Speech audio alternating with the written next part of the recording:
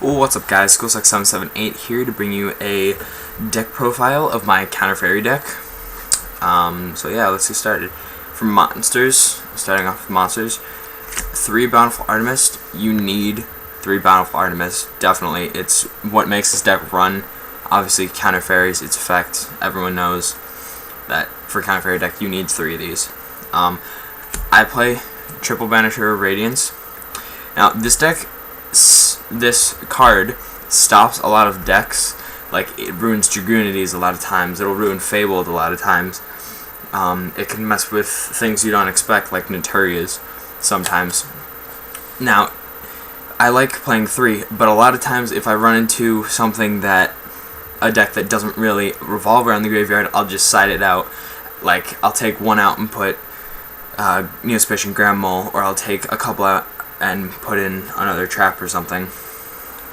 Then I also have Triple Harvest Angel of Wisdom.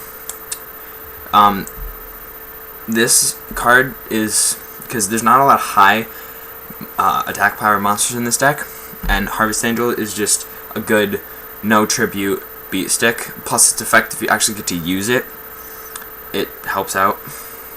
Play 2 Fool. It just helps out a lot, because it doesn't have very many monsters that you can get out really quickly, so it helps stall a lot. And Marshmallow, also for stalling. Honest, self-explanatory. Vendalgion, counter trap deck. You have to have Vendalgions. I like it at 2, because 3, you can dead draw it sometimes, and 1, it's not enough. And then Morphing Jar, self-explanatory. For traps, I play 2 Drastic Drop Off, really good card. Your opponent draws a card. If you have Bountiful Artemis on the field, you get rid of their card they just drawed, and you get to draw a card instead. Horn of Heaven and Black Horn of Heaven. I don't have Solemn Warnings, so I run them to negate summons. Sorry about the glare. 2 Divine Wrath. Amazing, amazing card. Because it can negate a monster that activates on the hand, field, or graveyard. It's just a really good card.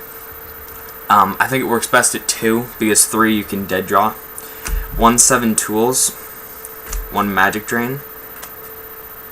I play, and then 3 Dark Bribe. Definitely, you have to run 3 Dark Bribe. Some people say 2, some people even say 1, but I say you have to run 3. You may disagree with me, but that's my personal opinion. 2 Deprison, it's just defensive. Compulse, again, I don't have Solemn Warnings, so a lot of times I can just Compulse a Stardust or something. I main 1 Debunk. Nowadays, almost every deck has either an Effect Veiler or some monster that activates in the graveyard, like Sangan or something. So I main 1, and then I have another one in my side deck. And then Solemn, Mirror Force, both very self-explanatory staples. And then Magic, or Spells. I run 2 cards from the sky. It works out really well. A lot of times, if I have stuff on the field that I don't want to get removed, I'll ditch Banisher, or I'll ditch Harvest Angel. 2 MST, obvious. Book of Moon, staple. I don't run Trunade, because usually, counter fairies, you have a lot of traps on the field that you want to stay on the field, so I don't run Trunade. So yeah, that's my counter fairy deck. Feel free to comment, rate, subscribe, yeah, whatever. I'm not going to show side deck, but for side deck, you really want cards like Chivalry, Neospatian Grand Mole, just different counter traps for certain decks. So yeah, thanks for watching.